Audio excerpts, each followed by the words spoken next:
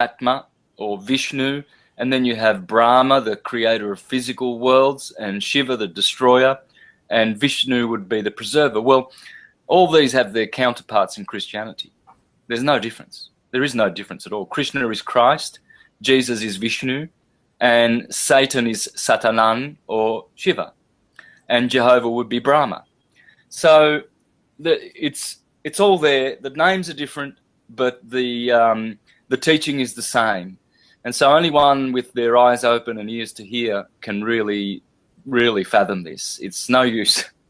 It's no use talking to the average person about these things. It goes way beyond. And they've been told that their religion is supreme and exclusive, and all the others are lies and blasphemous and from the devil. And even in Christianity, they suffer with this mentality. You know, the Jehovah's Witnesses will tell you that the Mormons are demon worshippers, and the Mormons will tell you that the Jehovah's Witnesses are. And you can go to all the churches and you can ask them all individually whether the other churches are demon worshippers, and they'll tell you, oh yeah, in no uncertain terms, they are all demon worshippers except for us. Yeah. And so this is exclusivism. This is detrimental. It is very harmful to humanity. Once upon a time, we used to be able to travel from nation to nation, and we used to be able to worship our gods from our nation under different names, and we knew who they were because you can't. There's only one supreme being, root cause of all causes, and everyone acknowledges that anyway. So whether they have respect for what's called the nature gods, the demigods, they always go back to the one Godhead, and that Godhead is a Trinity. That Godhead is, in the Eastern system, it is Krishna and his consort Radharani. Now, Radharani is his beautiful goddess, and that would correspond with Mary, Queen of Virgin, Queen of Heaven. Mm-hmm. And so what this patriarchal system has done is it's removed as there you go, you can see there Radharani, there she is behind the deer there, and there's Krishna with his flute, blue of course. Mm-hmm. And Radharani is the Queen of the Heavens. Now in Egypt that was Isis, in Rome that's Mary, Isis Mary, and this part of the Godhead has been removed. Although the Catholic Church always acknowledges Mary, the Virgin, and that she's the Mother of God, etc., etc., they still have a patriarchal system where the feminine part has been either abolished or subdued, or it has been what's the word I'm looking for? There is a particular adjective that I want to use here, and I might recall it in a minute. But the point is that they did this to unbalance us, because what we are going to experience if we are true children of the Creator and returning back to the Godhead, we will experience what's known in the Eastern system as the sacred secret doctrine of indescribable oneness with difference. Mm-hmm. And that is exactly what we're destined to experience. Whereas by removing the goddess, what happens now is we have a god, boy god, and so only one area of our higher mind is activated, and that's the logical side. Whereas the intuitive side, which is feminine, is not activated. And so what happens is, what we experience is difference only in this world, with a promise of being one with God, as all of the gurus are teaching, to to go to the white light and to be one with God, etc. That's fine, but that's also a kind of spiritual suicide. Mm-hmm. The true doctrine Yeah, the true doctrine is way better than that. It's inconceivable oneness with difference. So in other words, as John 1:1 says, and the Word was God, and the Word was with God. So all other creatures and all other beings are with God at the same time being one with God. And so this is what's at stake, Zanny. It's what's at stake is our ultimate destiny. We can go beyond the white light.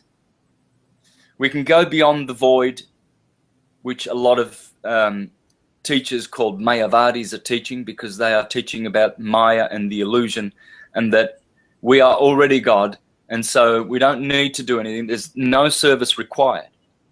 Whereas the scriptures all teach that there's only one true way of knowing the Creator, and that is surrender and service.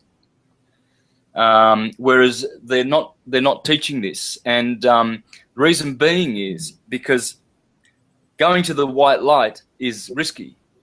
There one can be returned to this plane, and so if they can harvest, if they can indoctrinate a whole world into believing that you go to the white light or any other thing short of our true destiny, which is to return to the Godhead, to be one with and to be with the Godhead, they will always have good little slaves here on earth to harvest their energy from. And that's what they've been doing for thousands of years. They've learned how to create demons or egregores, which are thought forms and emotion forms. These are self-created entities. We do it all the time. We all create our own demons. But what Rome has done is they've created composite egregores, or more powerful egregores through communion of crowds or groups or gangs. So the Vatican will gang up with the Freemasons, and they'll gang up with the Knights Templar and the Knights of Malta and the royal aristocracy and the moneymakers like the Rothschilds, and they will enter a pact and a coven whereby they will do their rituals and conjure up demonic entities and give more life force to their creations. And how they do this is by swearing allegiance and working together and bringing crowds of people to their plazas and to their forums to give them energy. So in other words, when you go to the Vatican, anytime you go to St. Peter's Square, you're actually giving life to their egregores. And so their demonic war machine, the military-industrial complex that needs bloodshedding at all costs, is supported by unsuspecting, half-cocked, half-witted payers who are supporting this system.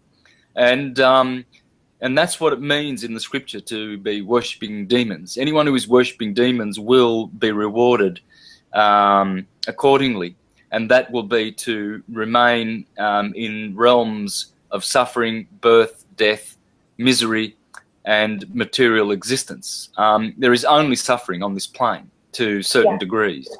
Some people suffer less due to good deeds, but in between little moments of bliss and moments of enlightenment and joy that we have, probably 3 seconds every day on average, the rest is full of suffering and misery and doubt and fear and guilt and that's of course by degree. That depends on how much good work we've done. My bliss has increased exponentially from when I first started waking up.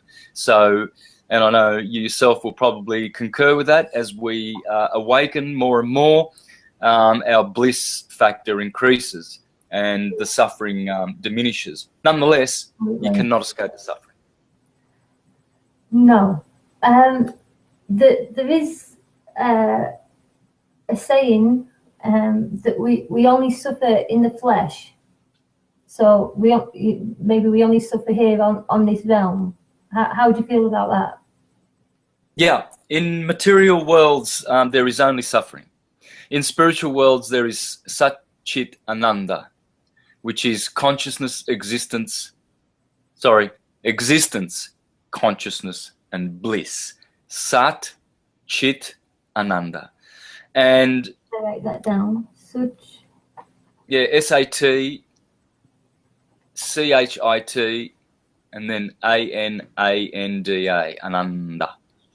And of course, this is the nature of Krishna, the Supreme Personality of Godhead. And this is our true nature and all that our soul desires and craves for, which is to be liberated. Yeah. Would you say that, you know, all the ailments that we suffer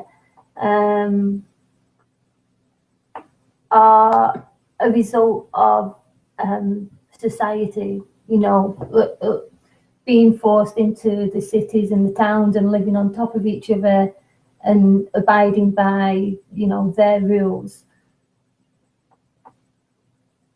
Yes, it is. The whole idea of cities is to create civil citizens. They all share the same root, and that root is slavery. Citizen, civil. This is all Roman slavery, dressed up to sound like we're all so clever. You know, we're part of a functioning city, but it's all slavery. We are controlled in those cities. We are told what to do. We are told what to think. We are not allowed to express certain opinions. Certain truths are not tolerated. They want their truth.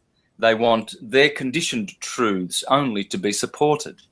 And they spend a lot of time and money putting energy and power into their particular truths. For instance, global warming, and let's go and collect taxes now so we can fix this, as if nature is not able to repair its own, you know, its own weaknesses, as it always does. So it's just man interfering with nature and creating shortages and scarcities as part of their demonic religion of worshipping egregores rather than the creator.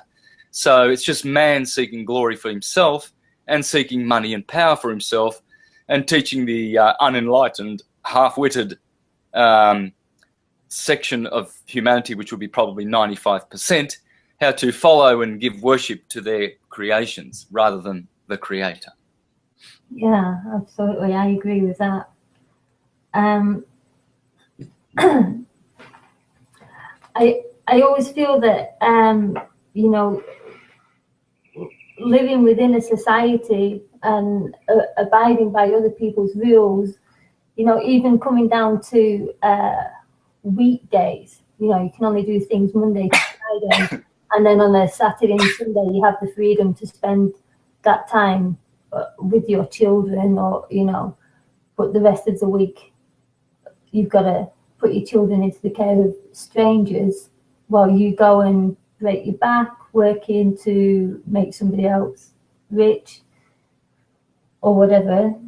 That has never sat well with me. It just doesn't feel natural. And I would say that humanity has had a divorce from nature in a large extent. We've been divorced from our nature through demonic thoughts. Now, what is a demon? Well, people have their own ideas, but simply a demon is a service to self creature, entity, being. Some are beings, some are creatures. Creatures are created. Beings have no created beginning. And so these entities serve themselves. And they know that in order to hoodwink mankind and harvest their energy and power, they have to create false models of nature, you see. So one of the false models is gravity. Gravity, not even Newton believed in gravity, and of course it was a hypothesis. And so, and all of the equations under the sun that you can put together and try to understand will never explain gravity, and nothing ever will, because it's hocus pocus bogus pseudoscience. And yet people use it to explain everything. Oh yes, gravity does this and gravity does that. Gravity is able to carry flying jets in the air and actually carry them in the same atmosphere, so that if they're flying from Paris to New York, it's actually on a spinning globe. It's exactly the same time flying from New York to Paris. Now, this is just sheer insanity, but even airplane pilots subscribe to this hocus pocus bogus buffoonery. Whereas, you know, if they really understood the true nature of the universe, everything that is up is up. And I'm not upside down here in Australia. No, absolutely. I am, yeah. And so what they'll have you do is they'll indoctrinate us with globes in our kindergartens and in our primary and secondary and tertiary education. There's a globe everywhere, and no one has ever provided one single shred of evidence that we live on a globe. And in fact, every single thing that they do provide in terms of so-called evidence is hocus pocus, ridiculous buffoonery. And you know, it can be silenced with just short little sentences of evidence, truth, and knowledge, because everything supports that we live on a flat plane, and everything is absolutely up and down, and the whole universe works this way. So this relativism of the Darwinians and the Copernicans and the Aristotelians, they're all just a bunch of monkeys. They're all just a bunch of materialist, speculative philosophers, have no connect to natural transcendental science. And so your transcendental scientists like Pythagoras and Plato, they get silenced. And how they did this was, of course, Rome shut down the Neoplatonic schools in the 6th century.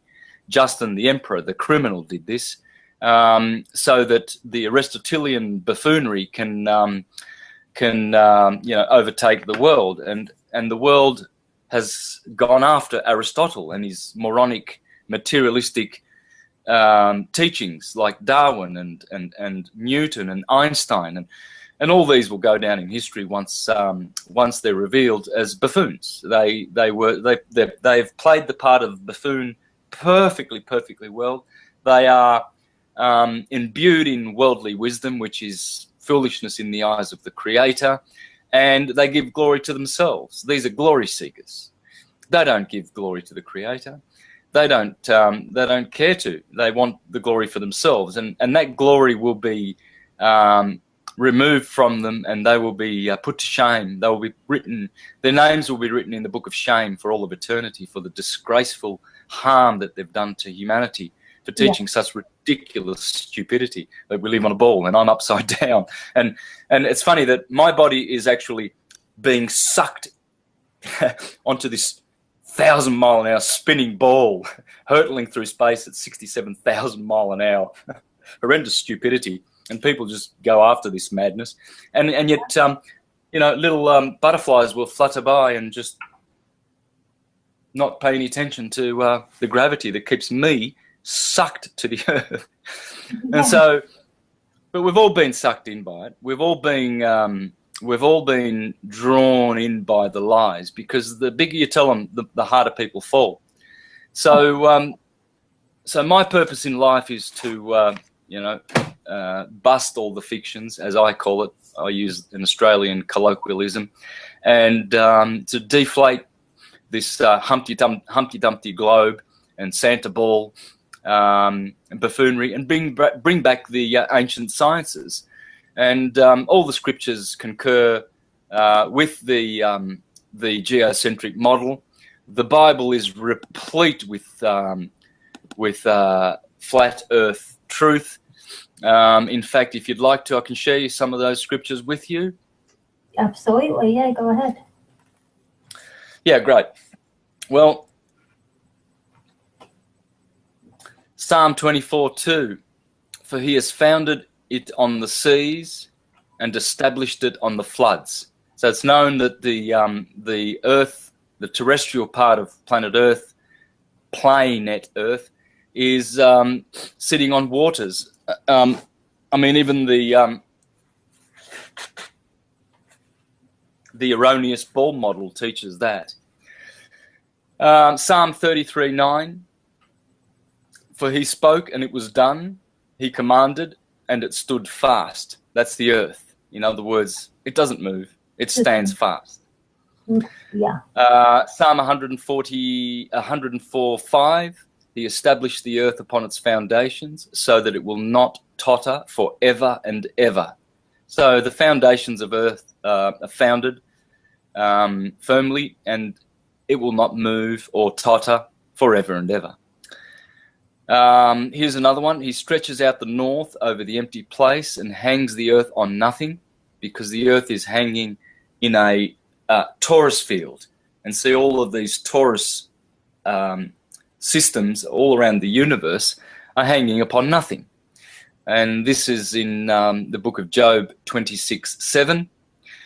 Job 28:4-7. Where were you when I laid the foundations of the earth?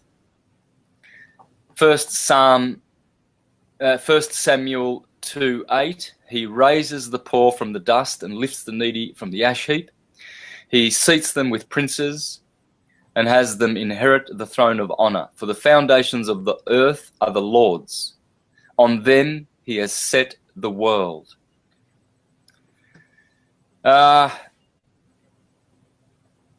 Psalm 19:4. The heavens declare the glory of God. There is no speech, nor are there words. Their voice is not heard. Their line has gone out through all the earth, and their utterances to the end of the world. The end of the world, indicating a flat plane. In them he has placed a tent for the sun, which is as a bridegroom coming out of his chamber. It rejoices as a strong man to run its course. I've explained all this. This is a tent or a tabernacle. It's a vortex coil type of tent-like structure, like a teepee, and the sun goes from circling around above the earth plane from the Tropic of Capricorn, and it climbs up to the Tropic of Cancer, and it actually contracts as it goes up to the Tropic of Cancer, and then once it reaches there, it expands as it goes down to the Tropic of Capricorn again. And this is the motion of the sun. Here is also some secular evidence of a knowledge of a flat earth. Theophilus of Antioch in the 2nd century said, "The heavens, therefore, being like a dome-shaped covering, comprehended matter which was like a clod." So there you go again, speaking about this wonderful vault or firmament above the earth. And here is another, that was Theophilus of Antioch. Here is Rubaiyat of Omar. He said, "And that inverted bowl we call the sky, whereunder crawling cooped we live and die, lift not thy hands to it for help, for it rolls impotently on as though or I." Oh, so very poetic. Again, yeah. The Sumerians said the boundary between the primeval sea and the earth was a solid vault within which was the gas-like atmosphere. The stars, planets, sun and moon were embedded in its solid vault. So this concurs with all the evidence today that we are finding that the stars are actually embedded in a vault-like firmament above our heads, only a few thousand miles up. And this is why the constellations of the sky do not change shape, and there's no parallax observed.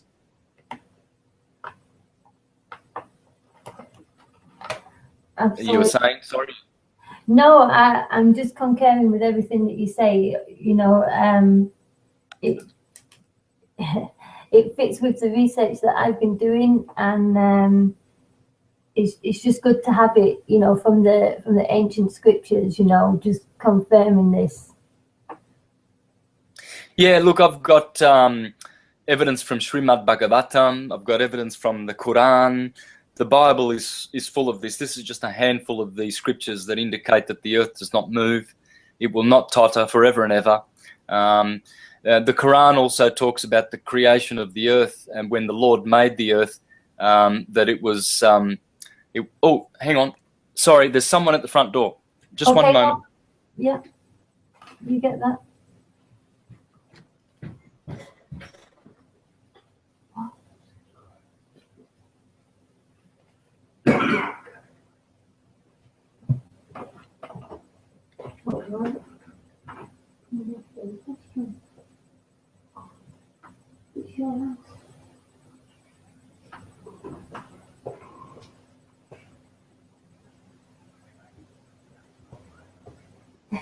Come on.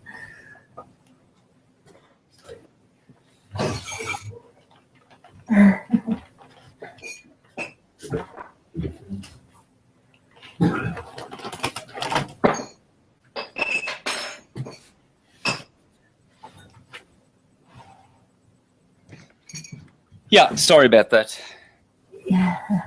Was that the Jehovah's Witnesses? No. They wouldn't last long at my door. I'd be teaching. I used to be a witness for 30 years, knocking on people's doors, trying to save them to God's kingdom. Yeah. How did you break free from that? You know, what was it that you know did it for you that you no longer wanted to be a Jehovah's Witness? Well, religion in its pure form is transcendental science. So I practice religion, always have.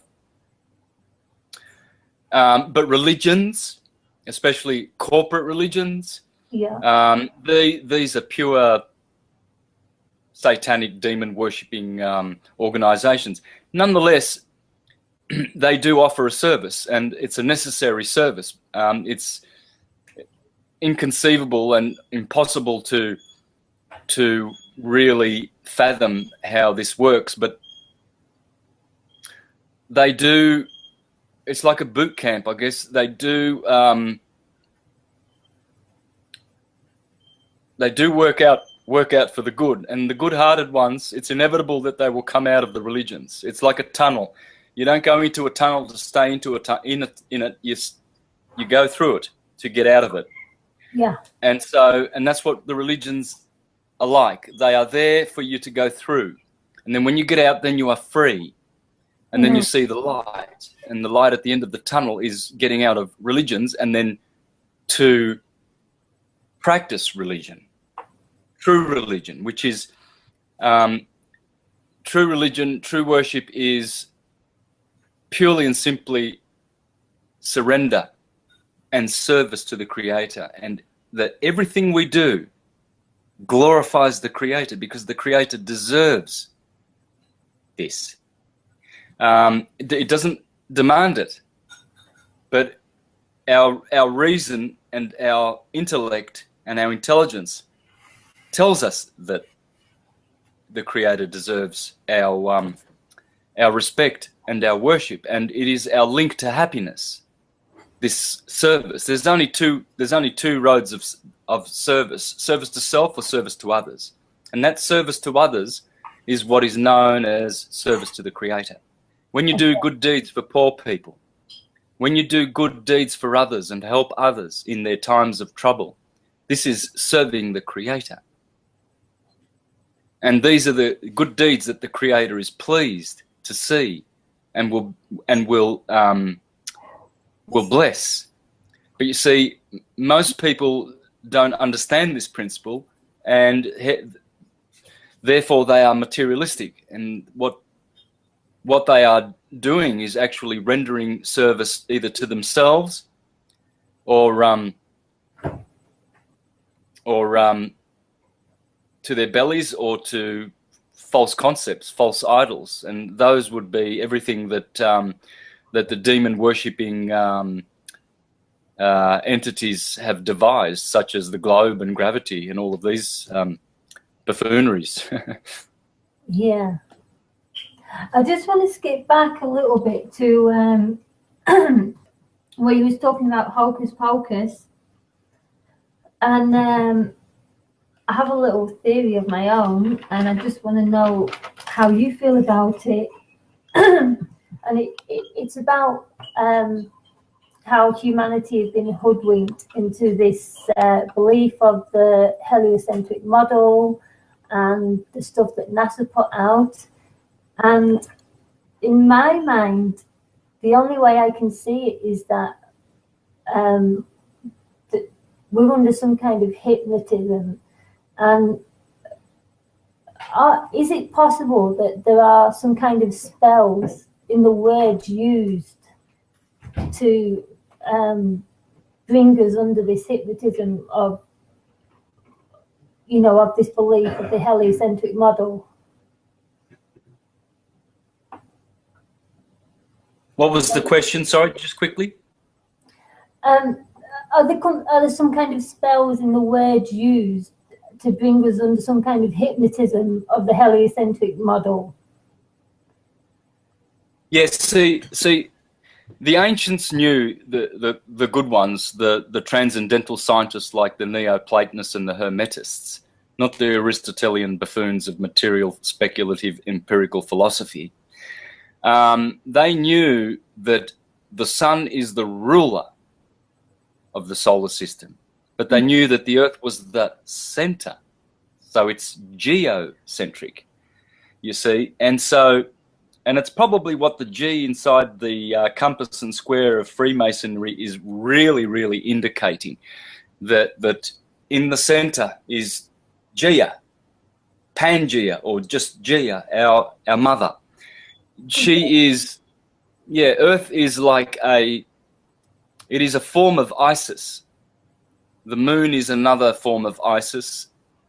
The Milky Way galaxy is another form of Isis. So everywhere there are different expansions of Isis, our mother, Radharani, who is here depicted in this Vedic artwork here. And this Godhead of Krishna and Radha, Christ and Mary, are the root and cause of all phenomena, and they are personal gods. They're not impersonal entities, which is what a lot of spiritual people will try to teach you. That there's no person. So what they do is they put you in the middle, in the lukewarm, neither hot nor cold. So you've got service to self, cold, and you've got service to others, hot, and in the middle you have this neutral ground where all these spiritual gurus and New Age teachers want you to believe that there's nothing being of service. I don't think we can share the link, can we, at the moment? No, I don't think so. Oh, okay. So no one can join us in this call? No. Oh, sorry. I shared it. I'll have to tell my friend. We'll have to wait till it's... I don't mind if she wants to sit and listen, Yeah, just perhaps turn the video off or something and the audio muted. I'll tell her. Hang on. It's muted. I can see the audio's muted, so... Okay. But yeah, welcome, friend. All right, because I wasn't sure. I thought maybe you could listen in. All right. So what we have is... what was the question again, please? The original question was, is humanity under some kind of spell that helps this hypnosis of us falling for the heliocentric model? Yeah. The powers that be, they know the true nature of the cosmos. Mm-hmm. Let's make no mistake about that. It is in their interest to manipulate the cosmologies. Now, someone like me who is reasonably well read, all my life I've been a studious studier of the Bible, Eastern books, and I've been aware of the geocentric model of my life. So when people say, oh, how long have you been a flat earther, or how long have you known about the flat earth? Since I was a little boy. I remember laughing at the people who believed in it as a Jehovah's Witness. Oh, how silly they are. You know, now we know it's a globe. We just know it, don't we? There's this knowing, perhaps it comes from kindergarten, where we saw the little globe there next to the teacher's, you know, on the teacher's desk there. That's probably where we think we know it from, but we don't know it. We know nothing. No. We are totally ignorant about this beautiful world that we live on. So it's their interest to dupe us and to steal our true heritage from us. So, yeah, I've known about the flat Earth for years and years, and laughed about it all the time, you know, because of the indoctrination. But if we were all less indoctrinated and we didn't go to school and everything like that, and we just had all our books, we had Bhagavad Gita, we had Srimad Bhagavatam, the Bible, and Quran and everything like that, we would never have fallen for it. Never, ever. Because they only speak about a flat, stretched out earth, and the Bible always talks about the ends of the earth. And the good news of the kingdom shall be preached to the ends of the earth.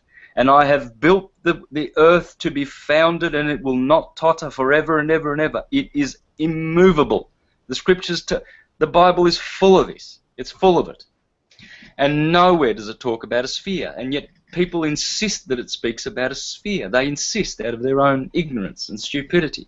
Whereas the Bible only speaks about a circle and a plane, and how immovable that it is. And if anything, it indicates that the sun is moving. You know, things like the legend of Joshua, how he stopped the sun and he lifted up his rod and he prayed to the Lord and he said, please, you know, please let the sun stand still.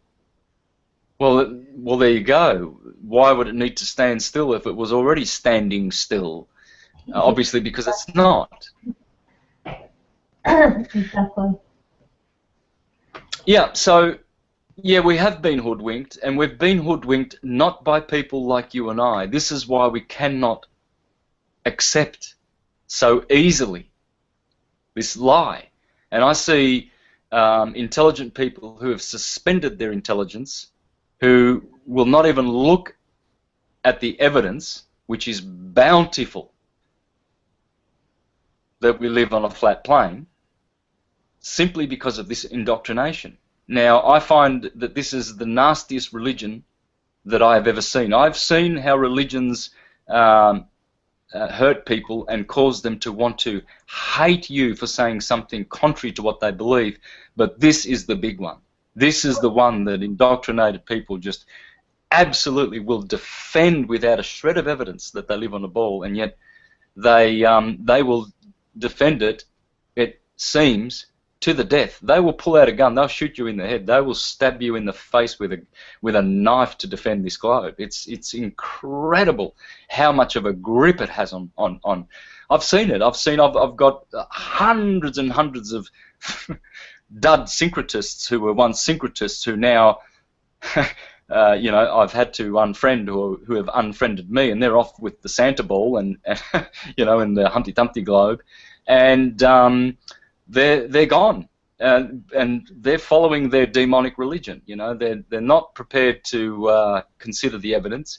The reason why I have gone back to the ancient traditions is because I have done my homework, and I have done it extensively to the nth degree, and I am totally 100% satisfied and convinced and know that we live on a flat plane. Our eyes alone tell us that.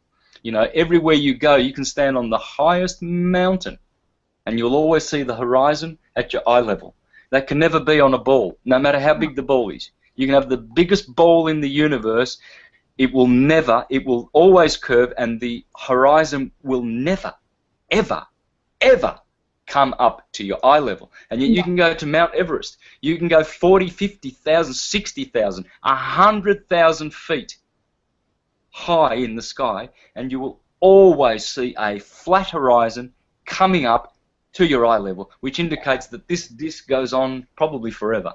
Yeah. Not forever, but... As far as we can tell, as far as we can see, you know. Yeah.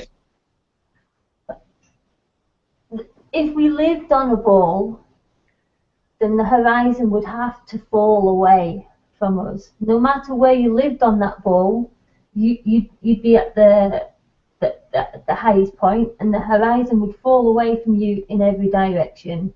And you can do this on a simple computer generation.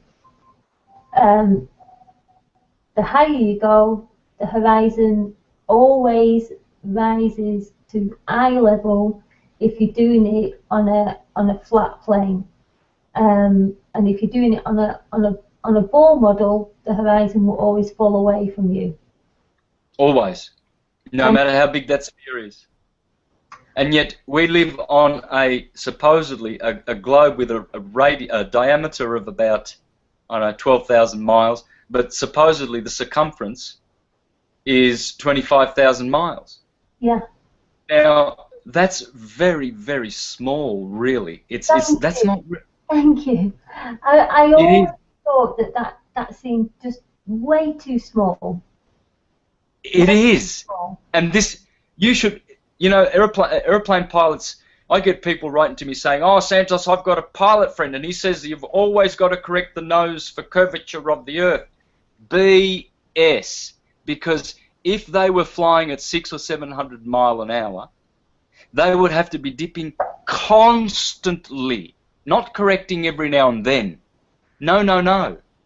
This is buffoonery. They would have to constantly be flying downward to cope with the slope. Constantly. They would never, ever, ever once lift their nose to level off. They couldn't afford to. It would be constant. I mean, I've got one thing, just the one thing that just blows the ball out of existence and proves conclusively that it is a dud, buffoon, hocus pocus, bogus pseudoscience monstrosity. One thing, and that is all of these images we have of the star trails of the North Pole. Yeah. People don't think. They don't think. That cannot happen unless we are firm and that is moving. Exactly.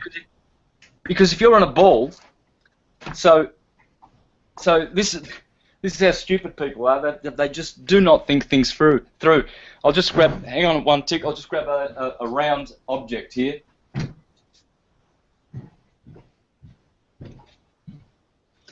So.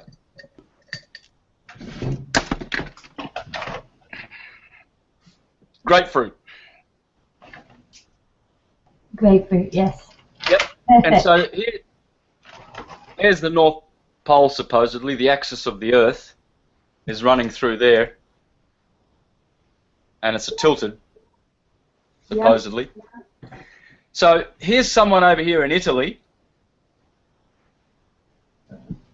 And this smart individual, he's about, what, 37, 40 degrees south of that North Pole, and he puts his time-lapse camera on, and he's sitting there at night 10 hours, and so with the rotating ball, he starts here, and then 10 hours later he's over here. Yeah. And yet he has got a perfect. What they show, what the camera shows is there's Polaris, the North Star, and you see all the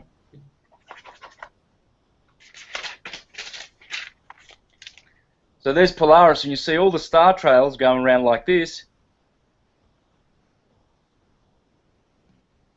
perfectly. In perfect circles. In perfect circles. That is a moving root. The only way you can get that is if your axis, your camera, is right on the North Pole. It has to be taken from there in order to get that effect. Because if you're over here moving, if you're moving around a ball that is spinning, those stars, they're not going to do circles. They're going to be doing trails horizontally. Absolutely. Horizontal trails. They have to. See, people just don't think things through. There's a million of these things that can just debunk the globe. It is truly, truly, truly demon worship at its worst, and people just bowing down to these and defending it. And they'll defend things like we went to the moon. Yeah. I mean, you have to qualify to go to the moon. If people only read their sacred texts, they will know that only qualified spirit beings can go to the moon. No clumsy astronauts in clumsy space. In tin cans and silly spacesuits. Yeah. Yes. It's all a fraud. It's massive, massive mind control to manipulate people's deceptions. And people ask, oh, well, so what? I don't care where I live. It's like this is how stupid people are. What does it matter whether we live on a flat plane or a globe? I don't care. There's more important things. More important things? You know, it's like the cow at the abattoirs. You know, it's got all this hay to eat, and it's sitting there going, wow, I don't care if I'm running out in the grass. I don't care where I am. I've got this grass to eat. 10 minutes later, they grab that cow by the ears, drag it up the ramp, and then put a bullet in its head, and then start cutting it up to pieces and sending it to the supermarket so we can have barbecues. That's what's going to happen to all these idiots who are asking, oh, what does it matter where we live? This is how empty people are. Oh yeah, go and watch Liverpool beat Manchester United, please. You know, go and pay $50 to eat that demonic food that they have there, and watch these demonic spectacles to give more worship and glory to more demons, so that you can. Yeah. Well, the scriptures tell people that people who live like that will go to hell. You know, and hellish places are there waiting with open arms for them to receive these people who, you know, what does it matter where we live? we need to know where we live. We need to know where we're from in order to understand where we're going. That's my view. Yeah, these people have been sucked in by the New Age buffoonery, and they're waiting for the Galactic Federation of Clowns to come in their space vehicles to save them. And the Galactic Federation of Clowns doesn't exist. It's a crock. There is only us, and there is only the Creator and angelic beings, and there's no space people coming to save us, and there's no federations of buffoons out there saving us. We save ourselves. We, with our intelligence. Yeah. Why can't people say, well, hang on a minute, I'm going to let my own intelligence, which is Christ within, save me? Why? Why are they deferring and waiting and sitting back going, oh yeah, but we've just got an email from the Galactic Federation, and they've got all their spaceships hiding behind the moon now, and they're going to just pop out one day, and of course they never do come, but one day they will, you know, just wait. And so you've got these churchgoers are waiting for some buffoon historical Jesus to come from in the clouds, and then you've got these New Agers waiting for the spacecraft to come and save them, and no one's thinking about saving their own butts with their own intelligence because they're too stupid and too much fluoride and too much who knows what they've done. I mean, I'm dumb. I know I'm dumb. I'm as stupid as I'm just dumb, and yet I know these things. So whatever little shred of intelligence that I've got, I must be applying it, because they're obviously not. Yeah. Not even the shred that they've been granted by the Creator are they putting to good use. And this is sin. This is a crime, not to use your intelligence to think for yourself. At least in my own stupidity that I'm dressed with and conditioned with, at least I insist on using my own intelligence and to see my own evidence and to have direct knowledge, not just opinion and sense. You see, this is where people confuse opinion and sense with intellect and reason. You see, your Platonists will tell you that you use your intellect and your reason, whereas your Aristotelians, they will say, what does your opinion, what does your sense tell you? Look around and what does your sense tell you? So they really founded this, you know, this Darwinian, Keplerian, Copernican, globe, gravity, evolution, demon buffoonery. It all goes back to these speculative philosophers. They've done so much harm. It's untold harm they've done to humanity. And, you know, the joke's on them. They defend their belief systems without any evidence, just really emphasizing and compounding their stupidity, really. I have no tolerance, as you can see, for stupidity. I really have no. I don't have any tolerance for my own stupidity. I walk around and see all the stupid things that I do every day, and it just makes me cringe. Just imagine what they're doing, you know. Oh, that's why I'm living a hermit in the rainforest, because I don't want to see people doing stupid things which are more stupid than my stupidity. You know, I can't do that. I'd rather die. I'd rather die than... I think the problem there is, Santos, is you recognise the stupid things that you do, whereas on the whole, most people don't recognise the stupid things they do. They think they're being quite clever, you know, they think they've got it all sussed out, and, you know, they're doing it the right way. So I think that's the biggest problem for most people. Yeah, I'm enjoying this because I nonetheless love to torment the ignoramuses. I've got a whole bunch of guys now that are wanting to debate me. Oh, I want to debate Santos. You know, they don't want to offer any help to humanity with evidence and real proofs. They just want to have a debate, you see, because basically they see that I'm getting the attention of intelligent people, and well, they get nothing with all the efforts that they're putting out. Buffoons like Danny Wilton, for instance, he's infatuated with NASA cartoons, you know, of the Orion Nebula. These are clearly... Sorry? NASA cartoons. I mean, the whole space program was sold to humanity purely on cartoons. When you go back to the late 50s, early 60s, that was just all cartoons, you know, and it was sold to the gullible masses that this is how we're going to get to space, this is how we're going to get to the moon, and it was just children's cartoons, nothing more. Yep. Know? Yeah, here's a guy who's devoted all of his energy, and he's got a following of many, many clowns, of course, that follow. It's the blind leading the blind, and they want a debate. Now, I think to myself, there won't be a debate. Does Christ debate with Satan? The scriptures say there is no communion with Christ and Belial. What have I to do with these morons? It's like going to kindergarten to try and teach children that there isn't any Santa Claus.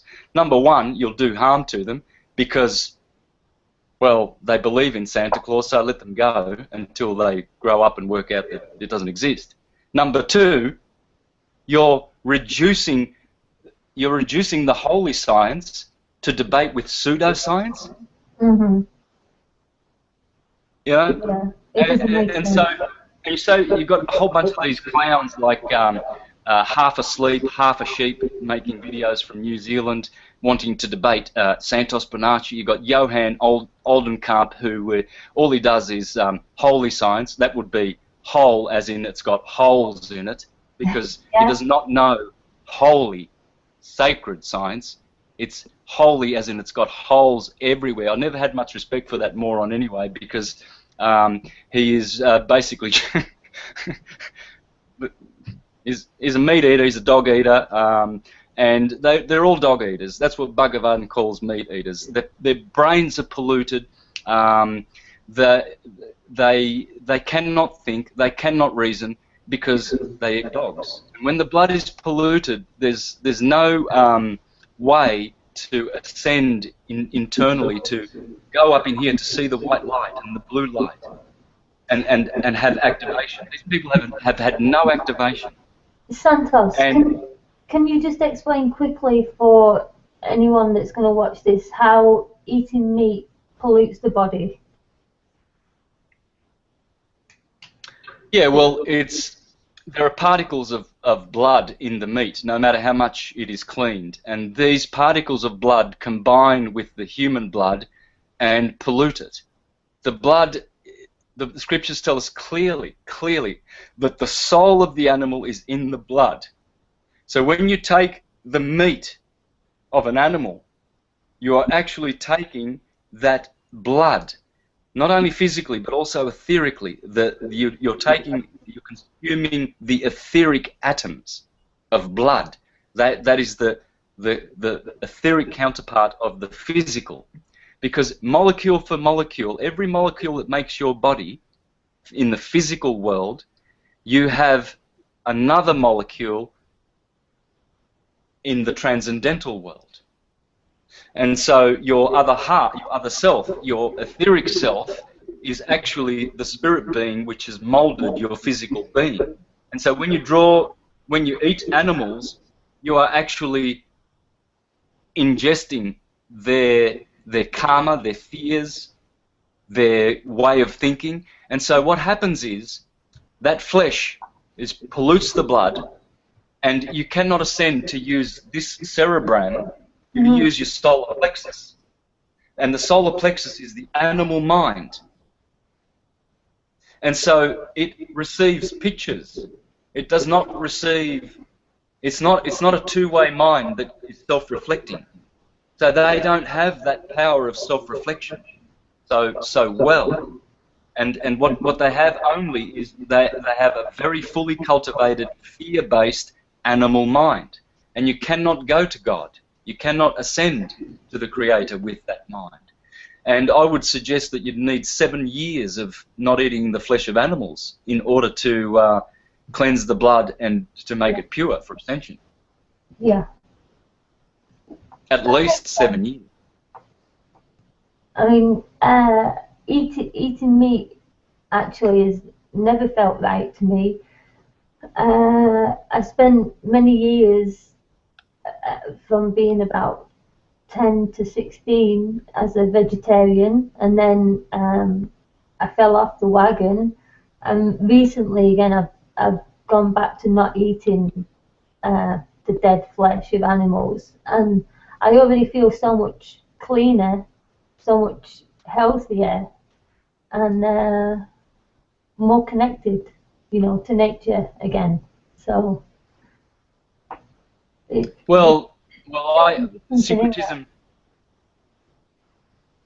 syncretism came to me after I stopped eating animals 7 or 8 years ago. It wouldn't have come to me without it. There's no way. You cannot get the blessings of syncretism when you're eating animals. You can't get any kind of stuff working up here at all. It's all polluted. And sure, they've got their intelligence, but it's limited intelligence. It's animalistic. It's materialistic. They can only see materialistic complex concepts. They cannot think on the spiritual plane. This is why you will find that only spiritual people who are truly, truly free of material demon worship can understand the true cosmology that we live in. This is why I know automatically I don't have to debate with meat eaters and dog eaters, swine eaters, about, their buffoon, heliocentric crock. I don't have to do that. I don't have to degrade this holy science. I will forever be lifting it up and praising the Creator. They give praise to their own bellies. See, they want a debate because they want some glory. They want to see if they can humiliate Santos, the chief syncretist in the world. You see, this is what happened to Marsilio Ficino and Giordano Bruno and Giovanni Pico della Mirandola when Rome wanted to stop him teaching syncretism and vegetarianism and philosophy and transcendental science. He went down to Rome to debate with him. They poisoned him. You see? he was good enough to do that, and they poisoned him, and he probably deserved to die, because you don't need to go down to debate with demons. Do not do that stuff. No. That's so harmful to everything. You keep this sacred science clean, and you do not give it to swine. You debate with swine, you're giving it to swine. And these people are swine, and they don't know it. I feel sorry for them. I love them. But they are more stupid than they can possibly imagine, and their hearts are full of swine meat. This is why the Muslims and the Jews will not touch swine. They'll give it to the dumb goy, and they'll have it for, breakfast, a bit of pig's bum, bacon and eggs. Oh, what are you having with your cappuccino there, Mr. Sophisticated, in your lovely little smelly cafe? Oh, just a little bit of pig bum with chicken period called egg, bacon and eggs. Oh, how smart we are. Neither of these foods should be even given to the dogs. Not even to the dogs should be eating that food, let alone humans. The stuff that humans are eating is just incredible. Incredible. Shows their stupidity. They go to the supermarket and come back with frozen chunks of cow's bum, they've got chicken bum, they've got pig's bum, they put it in their freezer, and they've spent a lot of electricity keeping those bums all nice and frozen in their fridges so that they can eat these animal bums. You are what you eat. Mm. I sound like a pretty angry guy, don't I? No, I think you sound like an intelligent guy, to be fair. I just think you have your stance, and you stand by it, and, thumbs up to that. Yeah. The honest truth is I have enough love for all of humanity and enough forgiveness for all of humanity. I mean, that's obvious. I've done all my work for free, given it for free online. I never ask for any support, any money, any kind of anything. I just give that stuff away to illuminate people. And I've got enough forgiveness for them, but my anger is directed only to people's false egos, which is their stupidity. This stupidity should not be tolerated, and I will always, always be singing and crying this from the rooftops, and I will always expose the stupidity of the world. We've had stupid men and women now, like your Hillary Clintons and all of these, masculated men, women, trying to prove some sort of power trip and everything like that, and support their demonic Copernican teachings, and we've tolerated them for too long. We should not even allow people like Barack Obama to open his mouth. No. There should be a some kind of a device closing their mouths until the day they die for the stupidity that comes from the vomit that comes from their mouths. Hillary Clinton's, Malcolm Turnbull, the Australian Prime Minister, all of these buffoons. These are criminals stealing money from unsuspecting dupes, teaching them about balls and gravity and all kinds of satanic and misfit, erroneous stupidity, and people just swallow that up like it's all true. Yeah, they just eat it for breakfast every day and then go and spread the word themselves, and it's very harmful and detrimental to humanity as far as I can see. Yeah. Well, pig's bum for breakfast. So when they hear swine speaking, they can't tell. Oh, there's a globe and there's gravity and it's all magic and it sticks all the boats to the bottom of Australia, but it can't stick the butterflies. And it's funny how we're spinning at 1,000 miles an hour at the equator, and yet all of the floating continents don't propagate towards the centrifugal thrust, which is centered at the equator. They're all over the place. It's funny how that doesn't happen, but it's gravity. Oh, what a magic word it is. And the world has gone after it. A magical force that holds the millions of tons of ocean water to the earth, but yet it lets bugs fly in any which direction. You know, it lets smoke rise. You know, it lets the water vaporize. It just doesn't make any sense at all. It's hogwash, basically. Of course, it's not supposed to make sense. It's supposed to be indoctrinated, inculcated, and it's the educations. It's not illumination. No. All of those words to me. I ran away. I ran out of school at the age of 15. I was out of there. Yeah, me too. And yeah, and I went to pick tobacco. I went to pick tobacco because that's what we had where I was growing up was tobacco. And my father had a lemonade factory, so I worked in my father's lemonade factory. And I was thinking of all the poor fools that were at school, and I was free. So yeah, and so I just bought all my own books and did my own studying at home. You know, and I learned more in one page of one book than I learnt in 3 years, all years that I was at school. You know, so yeah, this indoctrination, this inculcation is very severe. I see. I would have thought that people had more intelligence than what they've displayed. I just see people very, very stupid. I mean, I think one of the most dangerous things that they do is, you know, teaching 7, 8-year-olds that they're more intelligent than their ancestors. You know, oh, you know, so many years ago they all believed the world was flat, ha ha ha. But now we're no different, you know, and you know much more than they did then. You know, how is teaching an 8-year-old that they're more intelligent than their ancestors going to help them?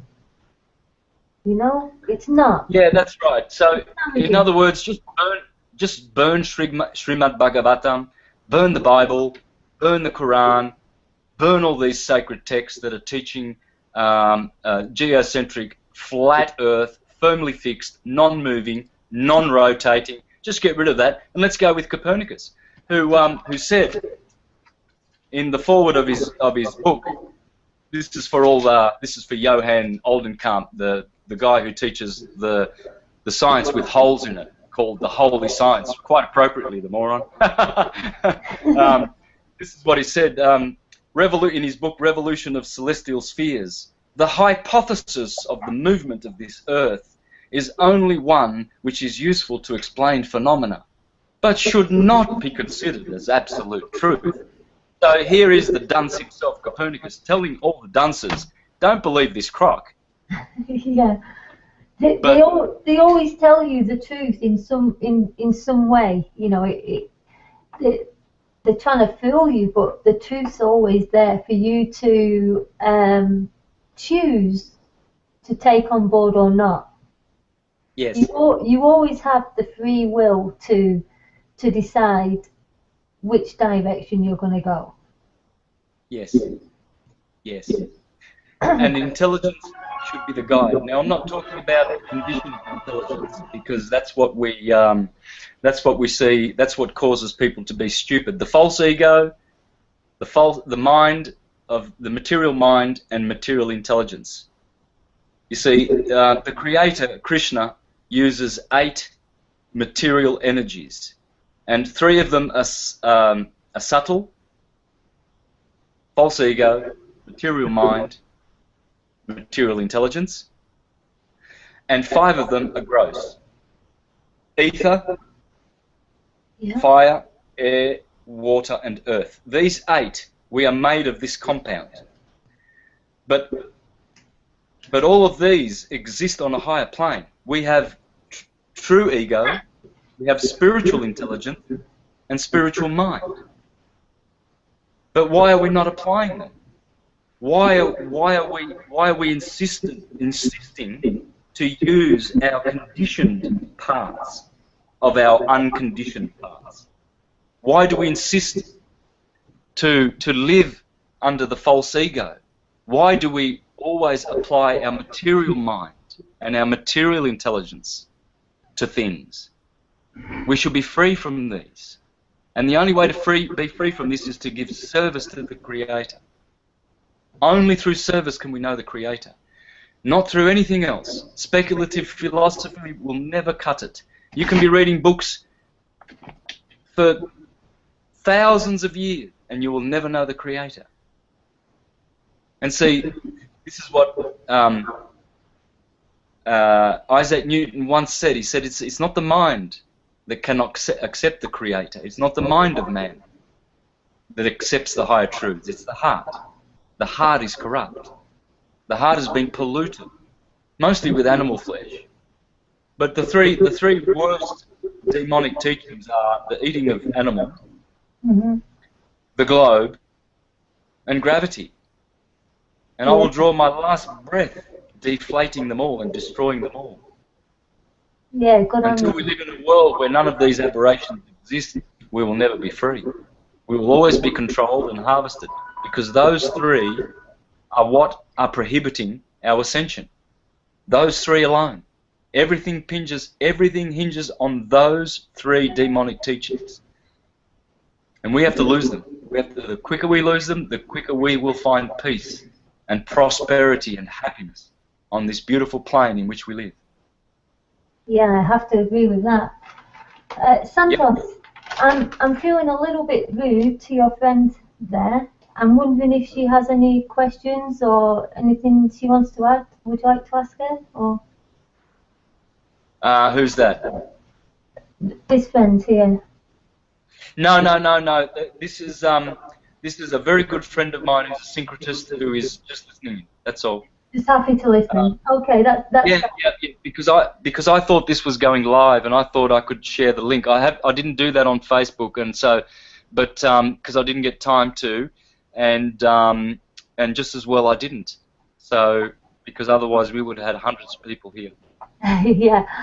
I always, whenever I do my hangouts, I always do them private because I just have a small confidence problem. I just like to talk one-on-one, and then I'm just happy to release it onto YouTube after that. I'm not into self-promotion at all, so I don't go sharing it everywhere. I just let people find them and come across them. Me too. And that's the way I like it. So. Yeah, me too. I mean, I could be posting my videos every day on Facebook. I probably only post once every 2 or 3 months, and I think to myself sometimes maybe I should just have a page just to promote my syncretism, because if you haven't got syncretism, you've got nothing. All of these researchers who are specializing in this and that and this and that, it's all blah blah blah blah blah. I get benefit from listening to them, but they just don't know how to join the bits all together.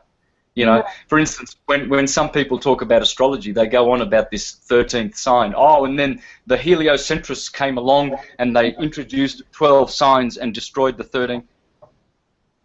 Bull. The 12 system is timeless. It's always been 12. So when I hear these idiots, I think, oh, please, you need syncretism. Please, everyone listening to this, just study syncretism. Without syncretism, you know, diddly squat, diddly squat, diddly. Nothing. Only syncretism is our path to ascension, salvation, and true intelligence. Until you're a syncretist, you're a dunce. You're a dunce until you know syncretism. You must know the wave. And I'm saying this with love. I was a dunce before I knew it.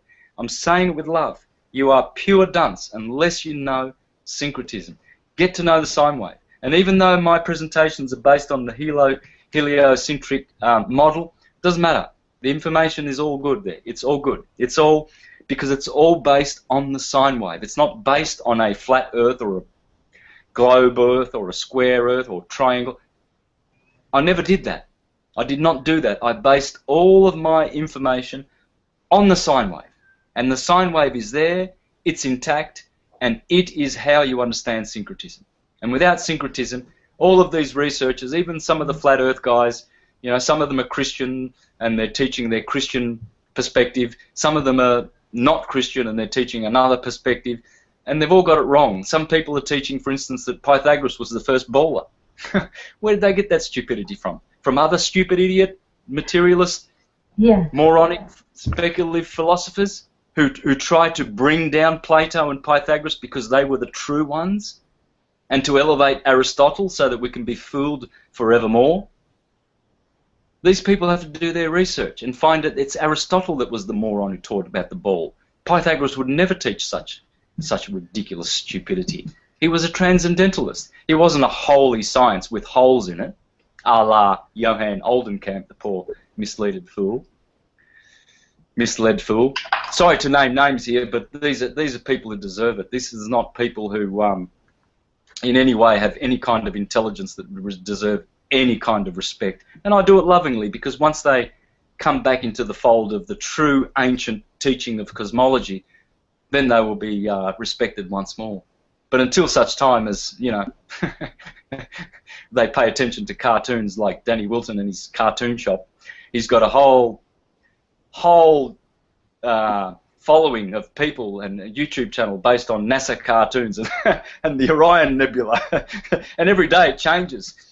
You know, every day it's new, but Danny manages to see a monster in there. Oh, look, this is a monster, and his eyes are saying that that we come from the Orion Nebula somehow, or whatever. You know, whatever buffoonery he wants to say. All these people are like, you know, I've seen those there's the seals at the zoo when you give them a fish. Yep. Give us more clown cartoons, Danny, master of buffoonery. Give us more cartoons. Everything NASA does, all of those images, that's all cartoons. That's all the blue marble. That's the Humpty Dumpty blue ball. Yeah. No one lives on ball.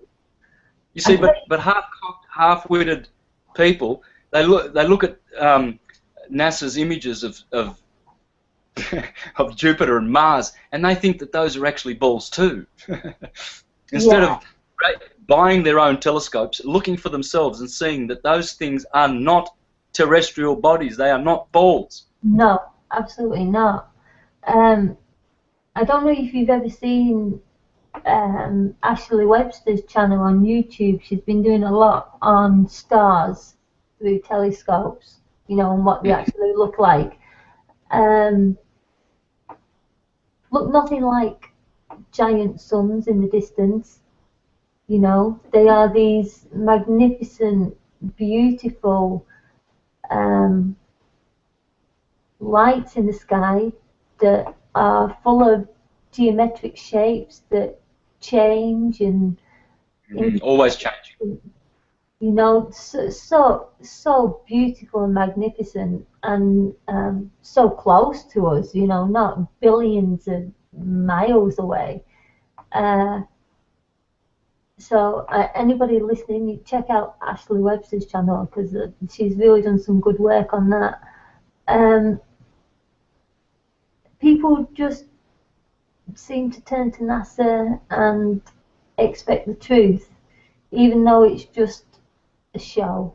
You know, for anybody that's got their eyes open and they watch all those, you know, the NASA launches and what goes on in the NASA room when these launches are going on, it's like some big party. They're all patting each other on the back, and they never give any real kind of scientific reasoning. You know, they're just talking mumbo jumbo, and it's just like one big joke to them. They're just having one big laugh on our behalf. You know, as far as I'm concerned. Oh, you can see how they're laughing at us. If you look at the last European rocket launch, which happened yesterday, I think, you will see that all the criminals who are funding these false hoaxes of going to outer space, you can see them laughing at each other with their Masonic handshakes and all of these Masonic ways of communicating and ways of indicating that they are laughing at us. You'll see them, even the Chinese buffoons, the space program there of buffoons, you'll see them laughing every time they launch something. You see them giggling. They're actually giggling and laughing, knowing that they can't go to space. You can't go through the vault. You just cannot penetrate the Van Allen belt. It's just impossible. The radiation is too intense. So this is why the rockets go up and then they level out and then fall into the sea. Yeah. And so what they're doing is teaching, selling people a lie so that they can steal their money. Yes. Very clever of them to make this fractional reserve blood money system, which is connected to the military-industrial big pharma complex, so people can take their pharmaceutical drugs and be treated. I'd rather be cured or healed. But they're quite happy to take all these pills and with side effects and everything like that, and they're quite happy to support, you know, these operations of invading countries and stealing their wealth and killing children and women and civilians unarmed, murdering, butchering, raping, pillaging, profiteering, scamming. It's just a bunch of scumbags, and this is why I have repeatedly in this interview mentioned that it's all demon worship, and I will not do an interview ever again where I will not mention the source and cause of all of our troubles. It's demons. Forget about the Vatican, forget about the Jews and the Khazarians and the Hyksos and the Bilderbergers and the Trilateralists and the Commission on Foreign Relations and the Knights of Malta and all of these pedophile gangs. It's demons.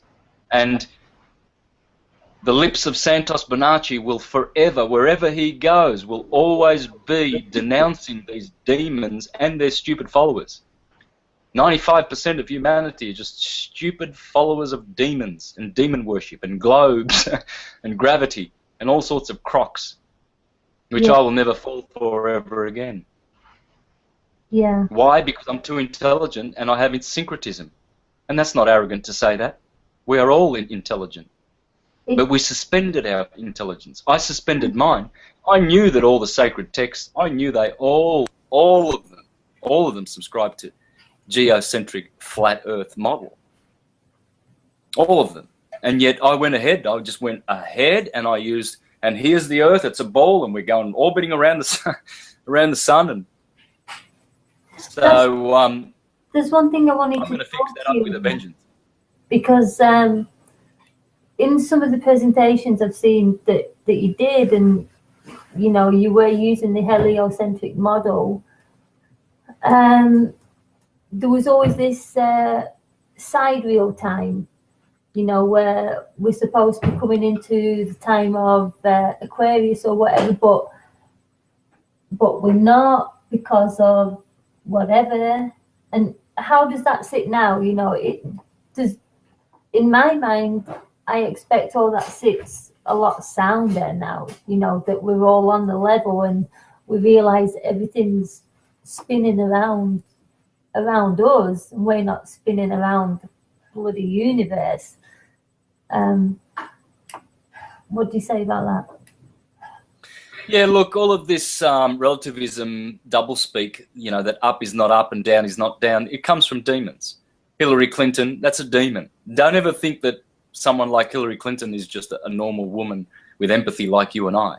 You must understand, these are Nephilim demons. They themselves are demons and they promote their demonic teachings. So children here in Australia, you know, they go to the zoo with their mummy and daddy, and their mummies and daddies are so stupid that they will even encourage them to think, oh yeah, we're upside down and gravity's sticking us up, you know. We're all stuck by gravity and we're upside down in Australia because we're in a ball and we're spinning. And the little children have to do mental acrobatics and suspend their own intuition and have cognitive dissonance for the rest of their lives with this buffoonery.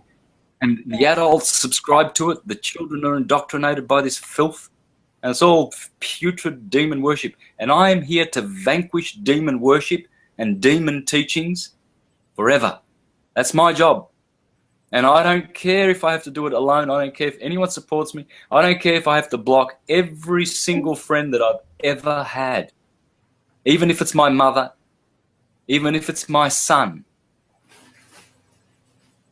I will draw the last breath exposing these three putrid demonic teachings of meat-eating, globe-worshipping, and gravity-adoring buffoonery, because those three are our only impediments to true peace and security. Once we get rid of these aberrations, and I ask all intelligent people to join forces with me. I don't care if you don't, but I offer the invitation, because one day you don't take up the invitation, you're going to look like a real proper buffoon, dunce / moron, because you believe that you're living on a bowl. Fancy that. Fancy that. Intelligent human beings believing such filth. You've been convinced to ignore your own senses. You've been convinced to leave common sense behind. You've been convinced there's no up or down, when that's the easiest thing to prove, you know, that there is an up and a down. Yeah, it's baffling to me. It's baffling to me. It really is. It's very, very sad. At the same time, I get enjoyment from seeing all the half-cocked, half-witted pretenders of truth. You know, everyone wants to be well, I'm a truther. I'm in the consciousness movement. They're eating meat. They think they live on a globe. They believe in gravity, something that Newton or no one else believed in, but just tongue-in-cheek sold it off to all the goy dupes. Yeah. And they're truthers. I will expose the half-truthers.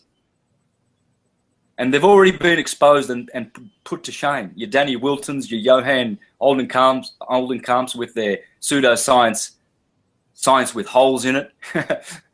The science with holes in it. There's another website that I used to be associated with called School of the Holy Science. Please go there and see the morons that are there. School of the Holy Science. I'm ashamed that I was a part of it. Run by Ruth Smith. She's a demon worshipper, believer in globes and balls and hocus pocus. I pity them. But off they go, half-cocked. Oh, we've been told we live in a globe. I can't see it, but I'm going to promote it because I'm stupid. Can't help you. No. I've offered intelligence to people through the sacred books, you know. I've offered them through Plato's words. None of this is mine. I'm not original. Everything I teach comes from the sacred scriptures, but they don't want a bar of it. They love NASA. They love the globe. Yeah, people worship NASA, and above that, people really worship gravity. You know, it's like gravity is a god to people. You know, it just bewilders me. Yep. Time for all of us intelligent ones who use the higher intelligence, not the material intelligence. Remember, there are two. There's the 8 material energies of the Creator, 3 being subtle, 5 being gross, and they have their spiritual counterparts. And we are the ones that are to reactivate those. You see, Jesus spoke to Nicodemus and he said, unless the Son of Man is lifted up, you can never go back to heaven and you cannot be born again. And we must be born again in our true intelligence. We must trust the Holy Scriptures, not the school of the holy science with holes in it, or the holy science of Oldenkamp's holes with holes in it, a bucket with holes in it. Not that science, pseudoscience. They've only got pseudoscience to offer. Because I know for a fact that they have not read this, that they have done superficial reading here and there, a little bit on the internet, and they think they're experts. Whereas me, I've devoted my whole life to the sacred texts. I trust the sacred texts. And the sacred texts, geocentrism. Everything else is demon worship. I'm interrupting you here, Santos, but when you say born again, can you just define that for me? Like, do you mean born again in this realm here, or on a higher level? Both. But being born again means simply just to not be spiritually dead. See, Jesus said, "Let the dead bury the dead." And then in another verse he says, "Do not marvel at this, for the hour is coming in which the Lord will call all those in the memorial tombs, and they will awaken." Those are more memorial tombs. It's not necessarily the graves, it's your body. You see, when you put your arms out stretched, you are in the shape of a T. Your body scribes the letter T, the Vitruvian Man of Leonardo da Vinci. Yeah. This is the great secret. This is a tomb. Tommy, you are entombed. This is why you have an anatomy.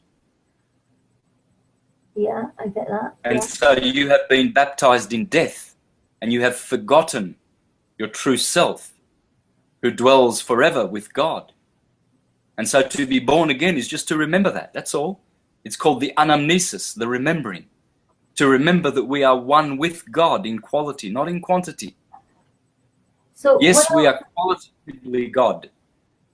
When I was about 3 years old, I have a very distinct memory of forgetting everything that I once knew. And it was almost, I was awake, but it was almost like a dream where it was all slipping away. Is this kind of what you're talking about? You know, where we forget what our true selves are? Yes, this will happen. This happens all the time. All through our lives, we do have moments and glimpses of our true remembering. We do remember who we are, but then we forget. Yeah. We very easily forget. Sometimes we go to that universal place in our dreams. Sometimes we just have a flash, a moment of brilliance. Mm-hmm. And then the distractions of this material plane soon, quickly enough, distract us enough so that we're diverted and we forget. But sometimes some people have a higher awakening. You see, most of these half-truthers, they haven't had an activation. They haven't had a Kundalini activation. Unless you have a Kundalini activation and you've done the good work, alkalizing your body and meditating and bringing that energy up so that you see the blue light up here and all of your head is filled with blue light luminescence.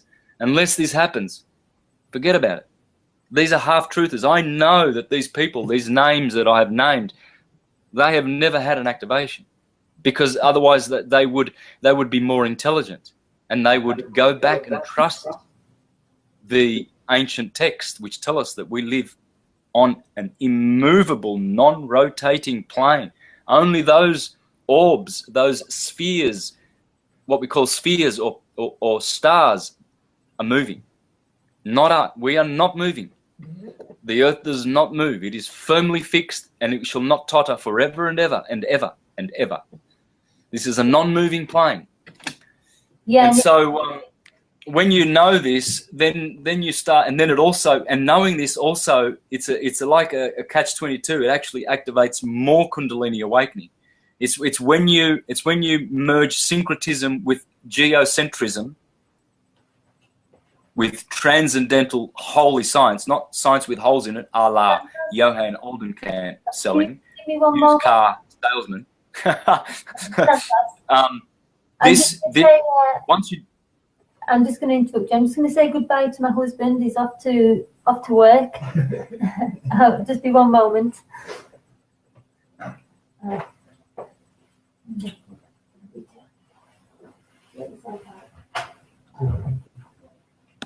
Okay.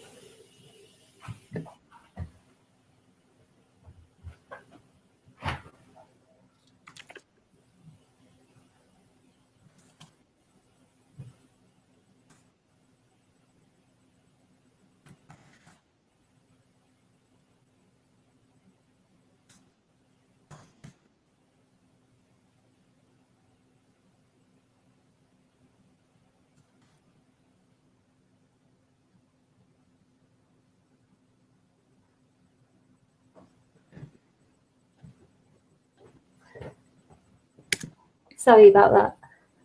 No problems.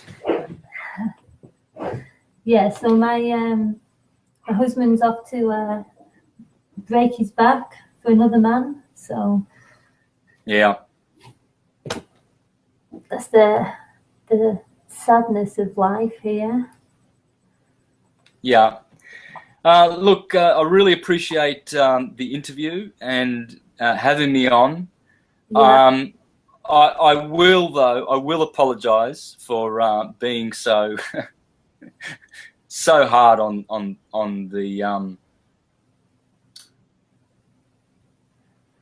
the unintelligent ones. And all I wish to say is, you do have the intelligence, everyone. We all have the intelligence. I'm not here to offend anyone or to hurt anyone. No. We all have dignity. We all have intelligence. All I'm saying is, you've been hoodwinked.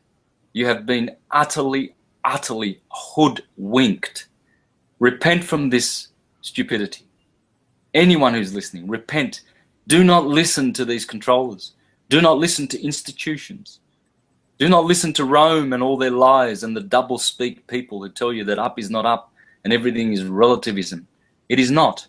In the scriptures, in the book of Isaiah, the Creator says, woe to you who are making that are making what is good bad and what is bad good, and what is up down and what is down up. Woe to you. Woe to these people who are teaching this filth. We all have the intelligence. We've just suspended it. My anger is toward this. My fight is only toward ignorance and stupidity, not people. People do not enter it. Even if I name names, I'll even call myself stupid. I'll throw myself in with those stupid ones. I don't care. I care for truth and for prosperity so that we can be free. One day we'll be free from these demonic teachings, and we will have music and joy and bliss and prosperity. We will be dancing. Sister, we will be dancing forever and singing and chanting the holy names of God. Hare Krishna, Krishna Krishna, Hare Hare. Hare Rama, Rama Rama, Hare Hare. 16-word chant which will bring you directly to heaven. Or, if you want to, chant the Om. There is nothing greater than the Om. Om. And this is the word of God. Or chant the goddess, Radharani. There she is in all her beauty. The lover of Krishna, Sri Krishna. And Sri Radha is always there. Always with the Lord. She's the Queen of Heaven. And she gives many, many gifts to us, but we must serve the Creator. We can't continue serving our bellies. No. People who serve their bellies are sick. They're very, very sick. They don't know they're sick. Their minds are sick. Their emotions are sick. Their hearts are sick. Their bodies are sick. Look at people, the way they look. They've got wrinkles and everything. I'm 52. I'm not going to see any wrinkles because I eat raw food. I eat chlorophyll and salt, Celtic sea salt and Himalayan sea salt. Salt has electricity in it. Sugar has no electricity in it. Yeah. See, people don't know how to charge their bodies. You see them sitting at cafes with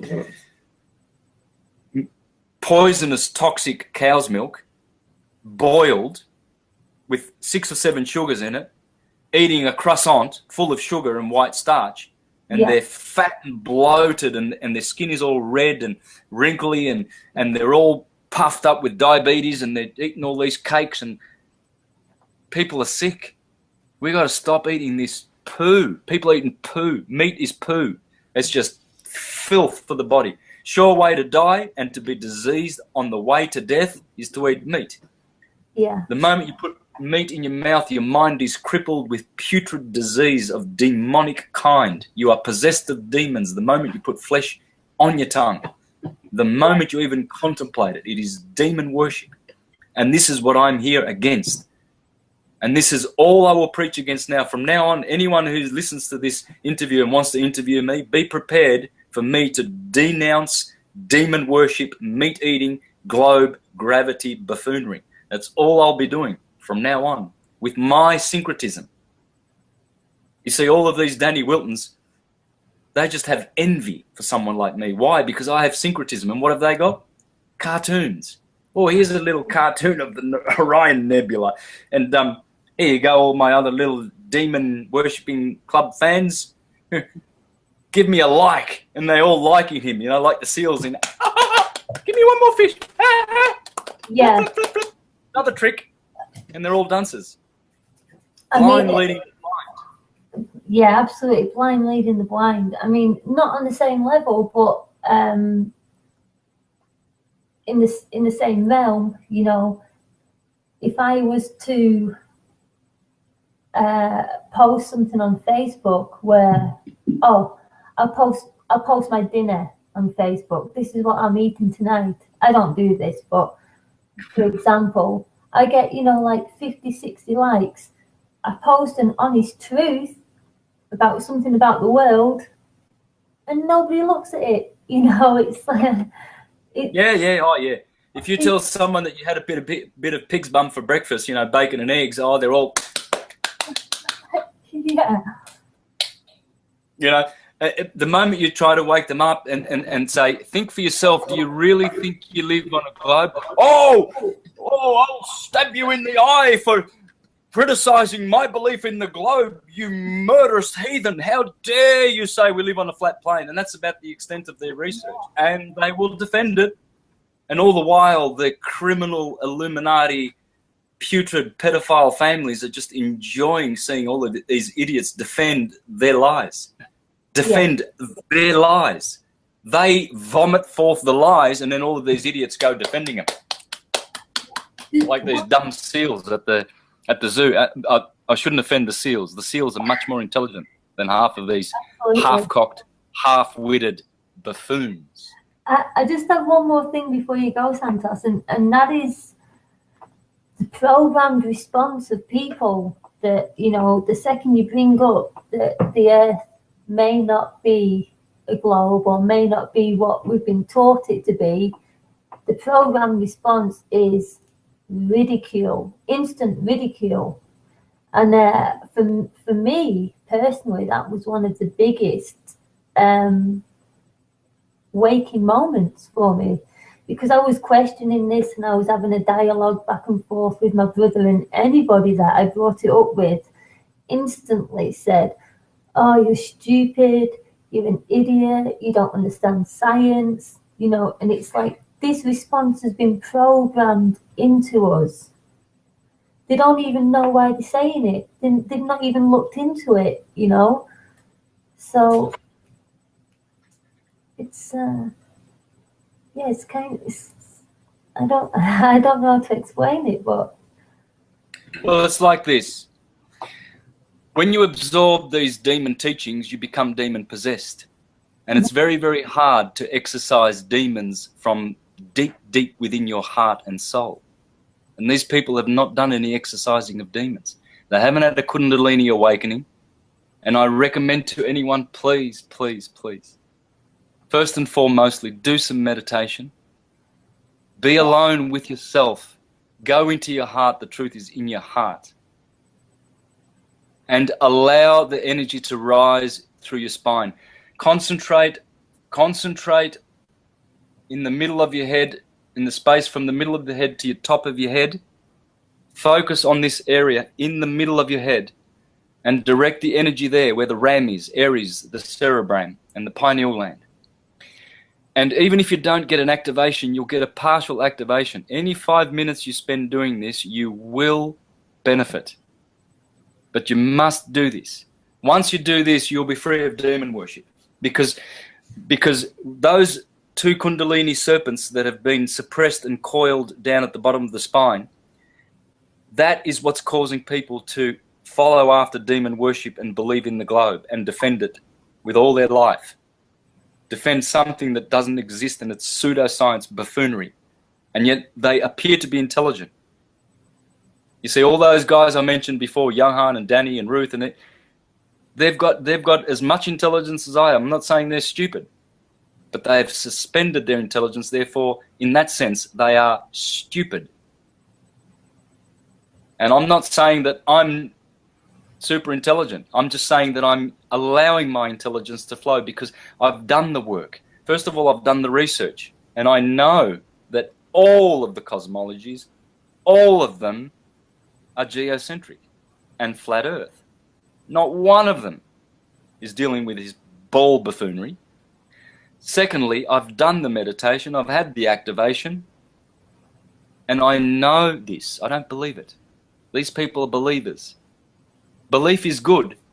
if it's not belief based on pseudoscience. Belief is only good if it's based on direct knowledge. Yeah. And I have the direct knowledge. This is why I put my ugly face in these videos for the sake of mankind. Not so that they can look at my ugly face, but to listen to the wisdom, not from me, because I'm just another dunce, but from the sacred text, because I have sweated over these books.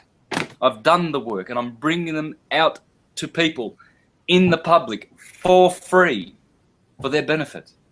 That's loving. That's love. Yeah, that is love. Yeah.